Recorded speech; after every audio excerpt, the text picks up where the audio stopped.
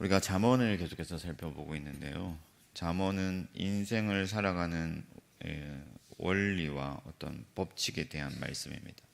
간단하게 말하면 우리의 생활과 어떤 삶의 지혜를 기록한 말씀이라고 할 수가 있습니다.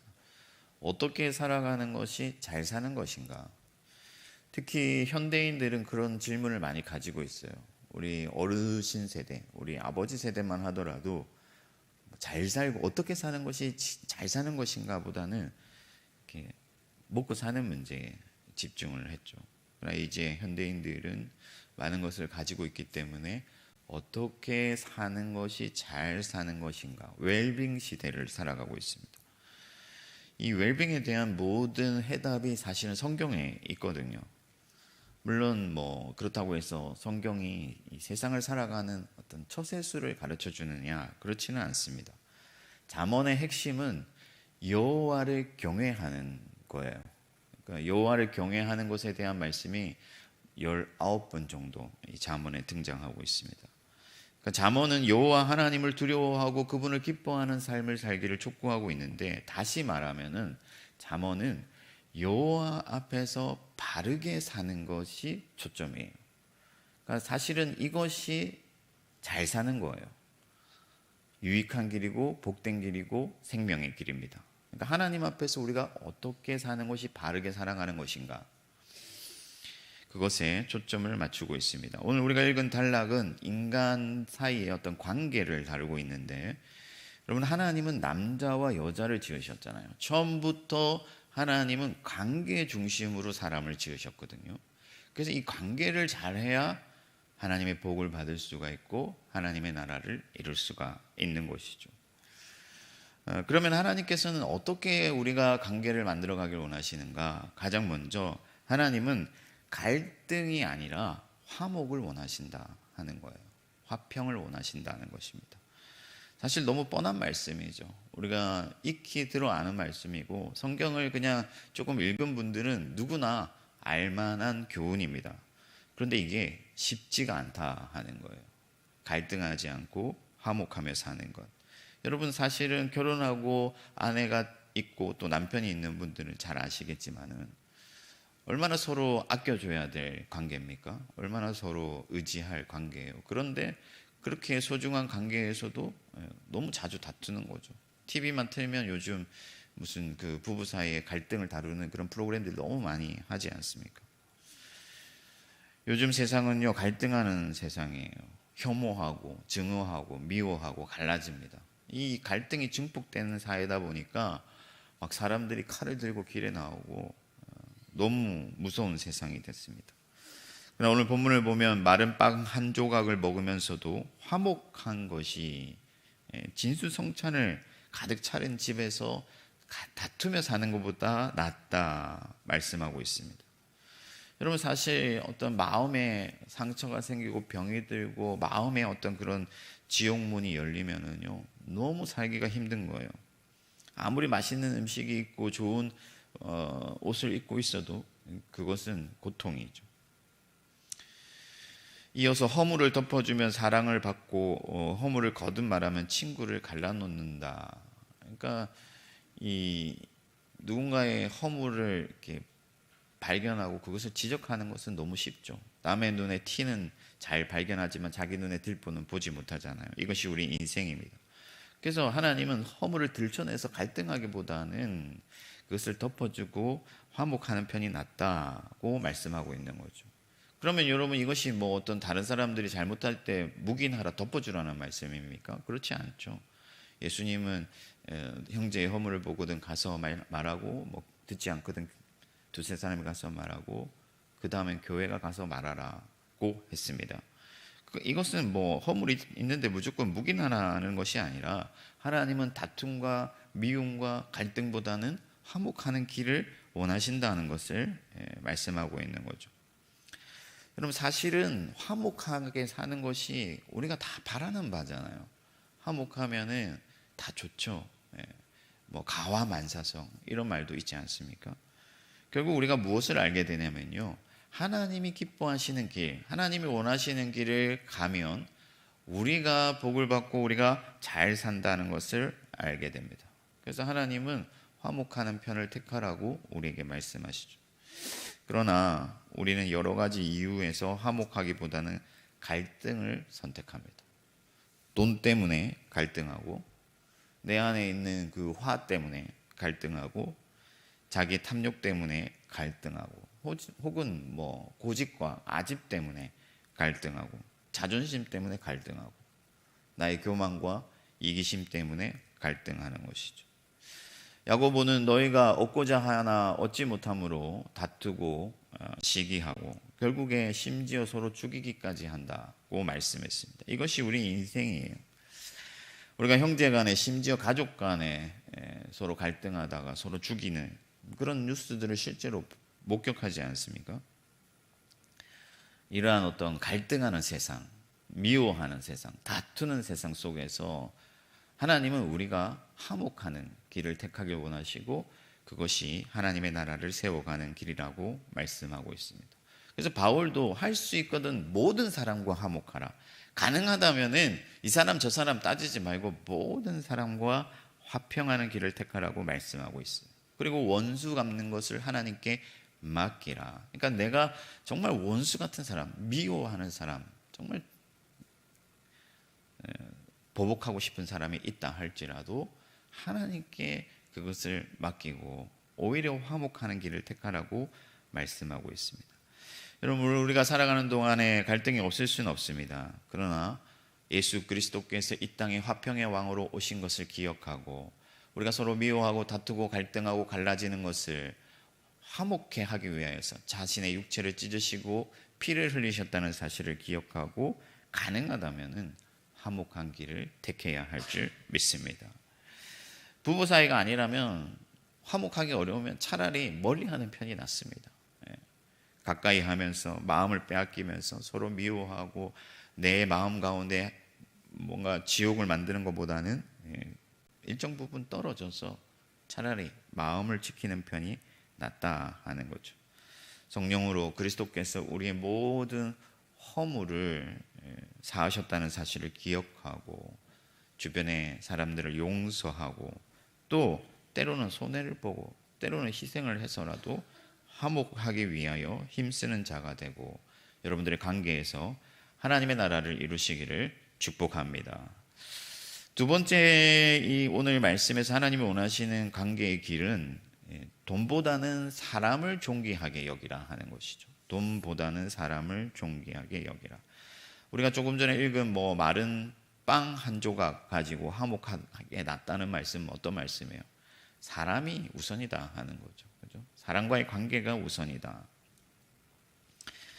오늘 말씀을 보면요, 가난한 자를 멸시하는 자는 그를 지으신 자를 멸시하는 것이다. 그러니까 하나님이 사람을 지었다. 그 사람이 존귀하다고 말씀하고 있는 거죠. 존귀한 자에게 거짓은 어울리지 않는다. 사람은 존귀한 자다. 손자는 노인의 면류관이요 아비는 자식의 영환이라. 이 말씀도 여러분, 돈 때문에 형제도 버리고 부모도 버리지만 사실은 부모가 이 사람의 영광이고 자식이 면류관이다. 그러니까 결국에는 사람이 더 존귀하다 하는 것을 계속해서 강조하고 있습니다. 오늘 말씀에 또한 뇌물은 그 임자가 보기에 보석 같다. 그러니까 뇌물을 쓰면 사람들을 구워 삶아서 뭐든지 내 마음대로 할 수 있다고 생각하는 것. 그럼 이것이 뇌물을 쓰라는 말씀이냐? 아니죠. 성경 맥락에서 볼 때 그것이 잘못됐다라는 것을 지적하는 거죠. 결국에는 돈으로 사람을 움직이려고 하는 것은 잘못된 길이다 하는 것을 말씀하고 있습니다. 전체 말씀에서 하나님은 사람이 존귀하다 하는 것을 강조하고 계십니다. 그러나 여러분 어떻습니까? 사람들은 탐욕에 눈이 멀어서 사람보다는 더 중요하게 생각하는 것들이 많습니다. 그래서 자꾸만 싸우고 전쟁하고 갈등하는 것이죠. 만약에 사람이 더 존귀하다라는 것을 모두가 인정한다면요, 이렇게 많은 문제들이 이 세상에 생기지는 않을 거예요. 심지어 하나님보다 더 돈을 우선시하는 사람들이 있습니다. 하나님은 두 주인을 겸하여 섬길 수 없다고 하셨잖아요. 혹 이를 중요하게 생각하거나 혹 저를 중요하게 생각하는 것이지 둘 다 섬길 수 없다고 말씀하셨어요. 그러나 자본주의 시대를 살아가는 우리들은 만몬신을 섬기게 될 위험이 항상 있습니다. 그러니까 돈만 있으면 뭐든지 해결될 것 같거든요. 특히 한국 사회가 더 그래요. 제가 러시아에 1년 살 때 보면요, 돈이 있어도 그렇게 뭐 할 게 없어요. 딱히 할 게 없고, 그리고 돈 많은 사람이나 가난한 사람이나 뭐 그렇게 크게 차이 나지도 않습니다. 그러나 우리가 살아가는 이 사회는요, 한국 사회는 돈이 있으면 할 수 있는 게 너무 많고 빈부간의 어떤 그런 격차도 심하고 보이는 것도 너무 달라요. 사람들의 대접도 다르고. 그러다 보니까 돈을 쫓게 되고 돈에 목매이게 되고, 그래서 형제도 뭐 가족도 돌아보지 아니하고 돈을 향하여 달려가고 돈 때문에 친구도 버리고 그런 세상이 이 땅에 생겨나게 되는 것이죠. 그러나 예수님은 탐욕을 버리라 하셨습니다. 이 야고보는 보다 더 직접적으로 그런 말을 했는데, 부자가 들어오면, 교회 안에 부자가 들어오면 상석에 앉히고, 좀 비루하고 가난한 사람, 없는 사람이 들어오면 저기 말석에 앉히는 것이 하나님의 교회에 합당치 않다. 그런데 실제로는 그런 일이 발생한다 하는 거예요. 돈 있는 사람은 대우해주고 돈 없는 사람은 멸시하는 거죠. 그것은 하나님을 멸시하는 길이다. 실제로 어떤 큰 교회에 가보면요, 돈 있는 사람이 이렇게 등록을 하면요, 목사님들이 서로 자기 교구로 데려가려고 막 그렇게 하고, 돈 없는 사람이 오면 막 일 하나 더 드는 것처럼 생각하고, 그런 교회가 있다고 해요, 여러분. 그런 교회에서는 하나님의 나라 이룰 수가 없죠. 모두가 여러분 존귀하게 여김을 받고, 있으나 없으나 하나님의 형상으로 사랑받고 서로 사랑하고 격려하고, 가진 자는 오히려 없는 척하고 없는 자는 존귀하게 대우받는 그런 곳이 바로 하나님의 나라인 줄 믿습니다. 여러분, 사람의 존귀함을 깨닫는 은혜가 있기를 축복합니다. 특히 성도들 사이에서 서로를 존귀하게 생각해야 돼요. 교회에서 성도가 귀한 줄 알아야 됩니다. 여러분, 개척교회의 어떤 목사님이라고 예를 들어 가정해 보면요, 한 5가정, 6가정 있는데 한 사람 교회 나간다 하면은요, 심장이 철렁 내려앉겠죠. 저도 러시아에 있을 때 8가정 데리고 목회해 봤는데, 한 가정 오면요, 와, 그게 보통 일이 아니에요. 우리는 이렇게 큰 교회에 있으니까 뭐 들어오고 나가고 이런 것들을 그렇게 신경 쓰는 사람이 많이 없는데, 물론 그런 것들을 다 떠나서 예수 그리스도께서 피 흘려 구원하신 나의 형제요 자매라는 그런 인식이 우리에게 있어야 되는 것이죠. 하나님께서 얼마나 사랑하셨는지, 그래서 독생자 예수 그리스도를 십자가에 못 박아 구원하신 하나님의 사랑을 입은 존귀한 자라 하는 것을 우리가 서로 기억해야 돼요. 그래서 초대교회는요, 자기의 어떤 물건을, 자기의 어떤 소유를 자기 것이라 주장하지 아니하고 서로 막 나눠 쓰는 거예요. 너무나 존귀하기 때문에 기꺼이 자기 것을 나누는 것이죠. 거기에 하나님의 나라가 있는 것입니다. 자기 소유니까, 자기 재산이니까 꽁꽁 싸매고, 그래서 나의 배만 불리고 내 자식들만 잘 되는 길을 택한다면 그것은 교회가 아니죠. 서로에게 흘려보내고 서로 너무 존귀한 자이기 때문에 서로를 채워주고, 그렇게 할 때 거기에 하나님의 나라가 임하는 줄 믿습니다. 서로 바울은 누구라도 나보다 남을 낮게 여기라 말씀했습니다. 남을 낮게 여기라, 다른 사람을 더 존귀하게 여기라고 말씀하고 있는 것이죠. 겸손한 자가 되어 사람의 소중함을 깨닫고 서로 존귀하게 여김으로 하나님의 나라 이루시기를 축복합니다. 마지막 3번째는요, 사람의 관계에 있어서 지혜와 선을 추구하라 하는 거예요. 오늘 본문 말씀에 하나님이 사람의 마음을 연단하신다고 했는데, 무슨 말씀을 하길 원하시냐면은, 우리가 온전한 관계를 이루기 위해서는요, 하나님께서 우리의 마음, 우리의 생각과 우리의 어떤 그런 마음의 결들을 만들어 가신다 하는 거죠. 미련한 사람을 100번 매질하기보다 슬기로운 사람을 한 번 징계하는 것이 효과적이다. 무슨 말씀이냐면요, 반대로 생각해 보면 미련한 사람은 지혜 있는 사람의 조언을 듣기 싫어해요. 그러니까 지혜로운 사람은 다른 사람의 말을 듣기 좋아하는 사람이죠. 그래서 누군가가 조언해 줄 때 그것을 곧바로 듣고 자기 것으로 삼고 고치려고 하는 사람, 이런 사람은 지혜로운 사람이에요. 근데 막 누가 한마디 하면은 막 마음이 상해서 그 사람 가까이 하기 싫어하고, 이런 사람들은 미련한 사람이죠. 지혜를 버리는 사람들. 슬기로운 종은 부끄러운 일을 하는 주인집 아들을 다스린다. 여러분, 지혜가 있으면 태생적인 환경마저도, 장애마저도 극복할 수 있다는 것을 말씀하고 있습니다. 사람들의 인정을 받게 되는 것이죠. 반역만을 꾀하는 사람은 잔인한 사신의 방문을 받게 된다. 그러니까 악을 택하고 악한 길을 택하면 결국에 그 대가를 받게 된다 하는 것이죠. 그러면 하나님께서는 지혜와 선을 우리가 추구하기를 원하시는데, 우리가 살아가다 보면 반대로 가거든요. 지혜를 멀리하고 악한 길을 택하죠. 악을 악으로 갚고, 자존심 때문에 내 안에 있는 어떤 그런 분노와 그런 것들을 사람들에게 쏟아내고 다른 사람들을 괴롭게 하고 힘들게 하는 거죠. 혹은 자기 안에 있는 어떤 게으름 때문에 지혜를 택하지 아니하고 미련한 길을 택하는 것이죠. 여러분, 어떤 그 자녀 교육을 하는 그런 교육 전문가가 그런 말을 하더라고요. 자녀를 가장 잘 훈육하는 비결은 부모의 게으름을 극복하는 데 있다. 그렇게 얘기를 하는 거예요. 부모의 게으름을 극복하는 데 있다. 그러니까 사실은 잘 양육할 수 있는데 뭔가 노력하고 지혜를 기울이면 잘 양육할 수 있는데, 게으르기 때문에 애가 한번 놀아달라고 하는데 아유 그냥 친구들하고 놀아라, 그렇게 하는 거죠. 학원 보내고 교회 보내고 학교 보내면 다 되는 줄 아는 것이죠.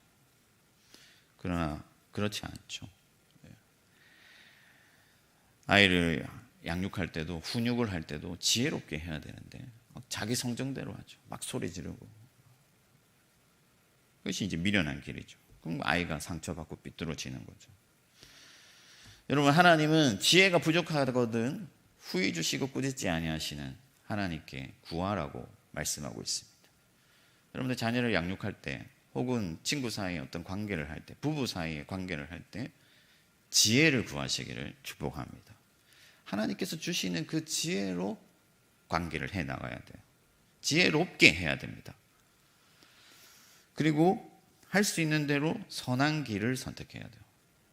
베풀고 대접하고 칭찬하고 용서하고 이해하고 배려하고 선한 길을 택해야 되는 것이죠. 사랑하는 성도 여러분, 악을 악으로 갚지 말고 오직 선을 행하라고 성경은 말씀하고 있습니다. 그러므로 오늘 이 아침에도 지혜와 선으로 충만한 삶이 되기를 기도하시기 바랍니다. 우리는 너무나 죄성이 강하기 때문에 미련하고 게으르고 악한 길을 택하기 마련이에요. 그러나 하나님께 구하면 하나님께서 지혜를 주시고 우리 마음을 고치시고 새롭게 하셔서 선한 길과 지혜의 길로 나아가게 하시겠다고 약속하셨습니다. 누군가에게 조언을 할 때도, 혹은 부하 직원을 대할 때도, 혹은 가족 간에도 하나님의 지혜와 선하심으로 그 관계를 온전케 하는 여러분들이 되기를 축복합니다. 목민심서를 보면요, 가까운 사이일수록 애틋하고 익숙한 사이일수록 어려워하라, 그런 말이 있어요. 무슨 말이냐면 사람과의 관계를 조심히 다루라 하는 것이죠. 이것이 일반 은총 가운데서 세상의 지혜로운 사람이 깨달은 말씀입니다. 여러분, 세상도 이렇게 관계를 조심하고 있다면 우리는 더 얼마나 주의해야 되겠습니까? 사실은 서로가 서로 사랑하는 말씀 안에 다 있는데 우리가 사랑이 부족하기 때문에 하나님의 말씀을 이루지 못하는 것이죠. 오늘 이 새벽에도 예수 그리스도의 크신 사랑을 간구하고 그 사랑으로 충만히 채워서 온전한 관계를 이루고 하나님이 기뻐하시는 그 길로 나아가시기를 주님의 이름으로 축원합니다. 하늘에 계신 우리 아버지의 이름을 거룩하게 하시며 아버지의 나라가 오게 하시며 아버지의 뜻이 하늘에서와 같이 땅에서도 이루어지게 하소서. 오늘 우리에게 일용할 양식을 주시고 우리가 우리에게 잘못한 사람을 용서하여 준 것 같이 우리 죄를 용서하여 주시고 우리를 시험에 빠지지 않게 하시고 악에서 구하소서. 나라와 권능과 영광이 영원히 아버지의 것입니다. 아멘.